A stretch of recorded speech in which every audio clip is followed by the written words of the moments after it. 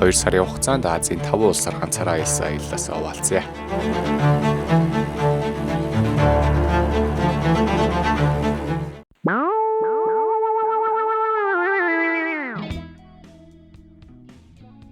Айхтар унтжээ.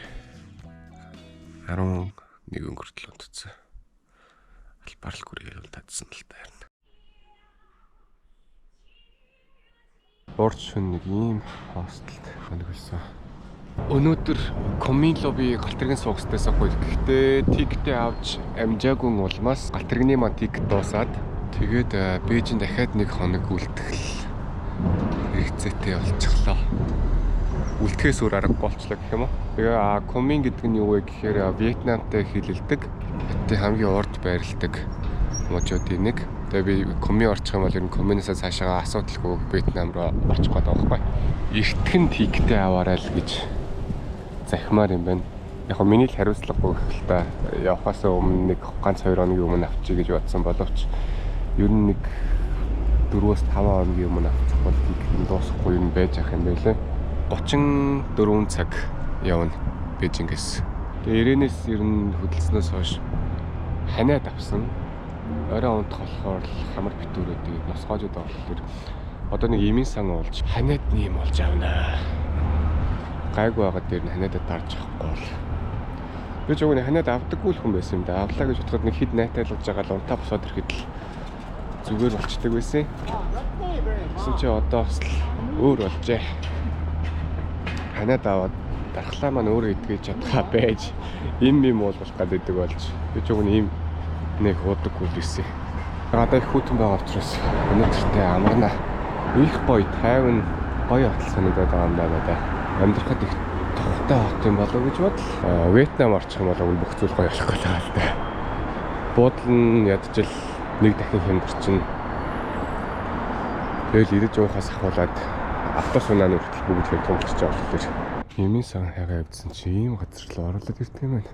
Ямар ч гоё. Стоо өнгөлөг хот юм аа. Хаасаагүй модтой. Ногоо. Бид нар яг манай Монголын угсармал 5 дахь руу чиг тий. Гатайхан бол. Хятад бол нэрээ хоолны газар шиг их юм байдаг юм байна. 5 алхаал ресторан, 5 алхаал ресторан. Энэ мод идрэн нэр үнэн маягтай юм аа. Юу гэдэг мод нэр гэж боддог. Ханиад нэм авч байгаа гэсэн. Ганц хэцүү зүйл нь энд нэрээ хүмүүстэй хилээ олцох гэж хэлсэн хэцүү. Дарчтай сайхан ор юм аа. Би энэ баг 1 хил гоноо нэг 6 янаар авчдаг юмс. Гайхалт. Монгол мөнгөөр 6 биш ээ. 6 янаа чинь 3000 төгрөг. 3000 төгрөөр нэг л бараа авчлаа.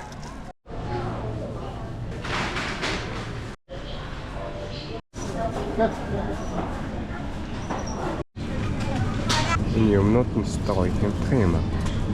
Аюу гоё бүтээгдэхүүн. Хямдхан. Сүүсүн бүтээгдэхүүнүүд нь аюу гоё.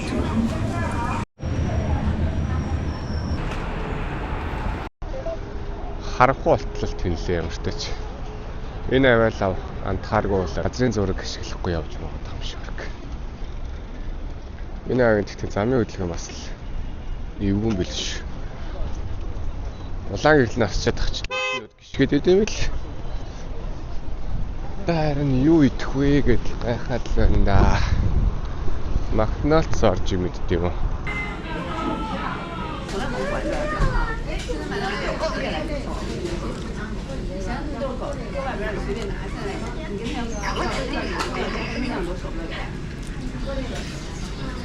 Гурван жилийн амтыг амтлаагүй гэж бодож идэж шүү дээ.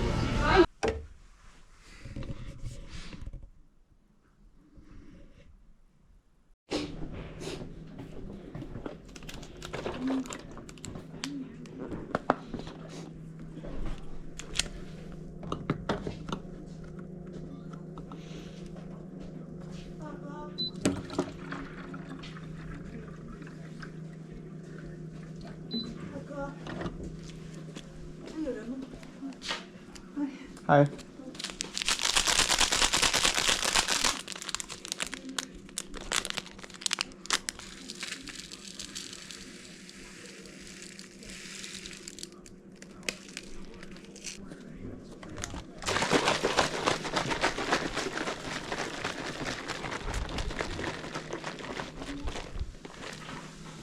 Миний өчтөр эмийн сангаас авсан юм. Ингээд халуус үг найруулцдаг. Хөлөө басна. Өст янз юм элэ.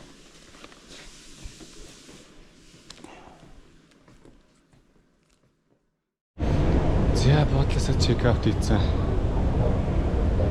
Галт тэрэглүүгээ явах гээд стейшн руу метрон цуух гээд явж байна да.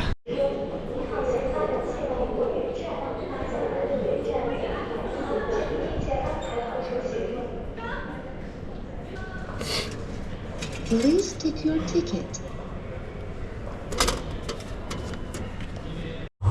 Метрон гэхдээ үнэхээр ойлгоход амар юм аа. Тэр үүдэнд байгаа нөгөө вендинг машин дээр нь очиод харцаад ирэх юм ойлгосон. Одоо миний явж байгаа хол тэр Beijing West Railway Station байхгүй юу?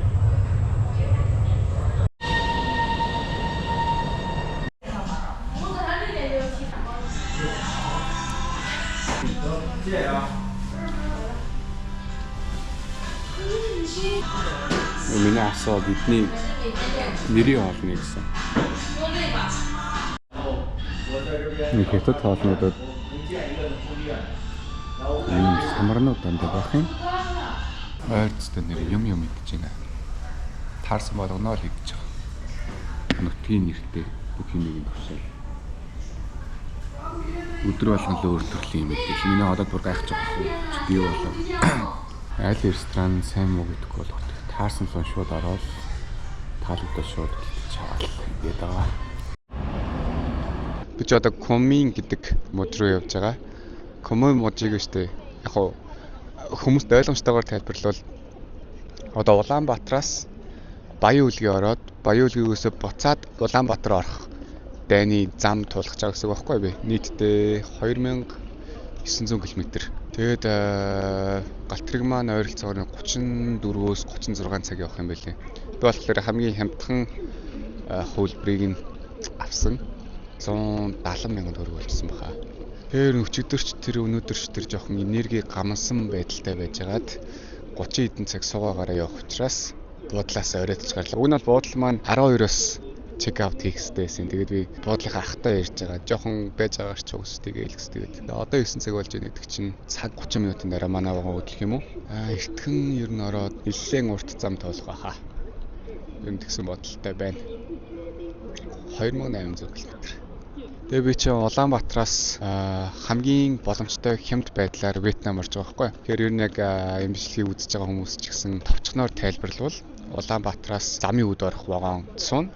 Замын үд дээр буучаад 50 вон өгөөд хил нэвтэр чинь. Вагон нь бол замын үд хүртэлх вагон болгоос 25,000 төгрөг 6,000 төгрөг гэж байгаа. Тэгээд 50 вон гэдэг чинь за 50,000 төгрөгөөр ямар ч тач замын үд орчих юм байна. Бишээ 90 орчих юм байна.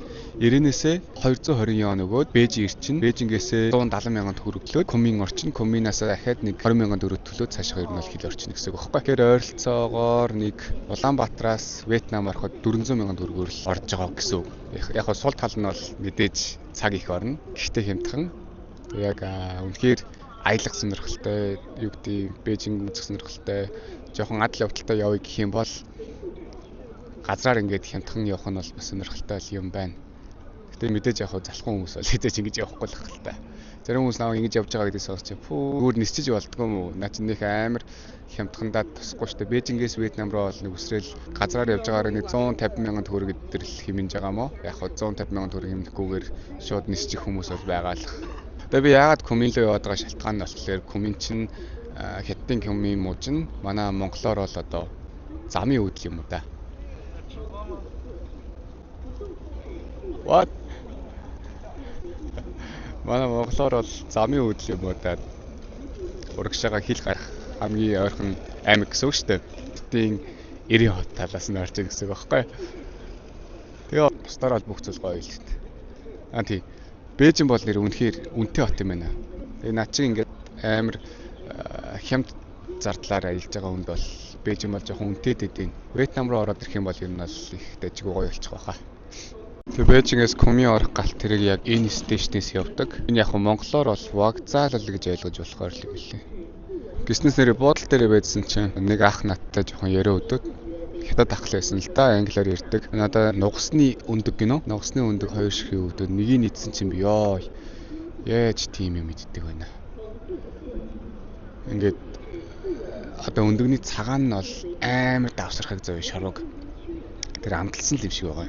Доторх нь болохоор ингээд задлаад үтсэн чансан өндөг л байгаа юм л да. Чансан өндгийн задлаад үтсэн чинь ингээд бүхлээр яг жигнэсээ яг ам болоод бүрлдэж яхад нь баг чанаа ийцсэн юм байш.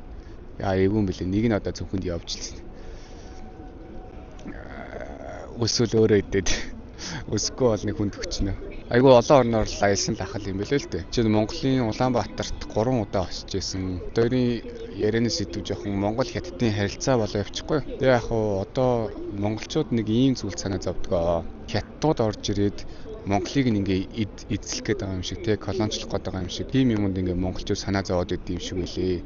Яг үнэндээ нөхцөл байдал ямар байдаг вэ гэхээр Хятад талаас бол ямар ч сонирхол байдаггүй. Хятад хүмүүс ч гэсэн нэг онц биш санагддаг гэж байгаа байхгүй. Тэгээ ахын ярьсан надад таалагдаагүй зүйл нь юу вэ гэхээр монголчууд ер нь бол маш бага хүн амтай.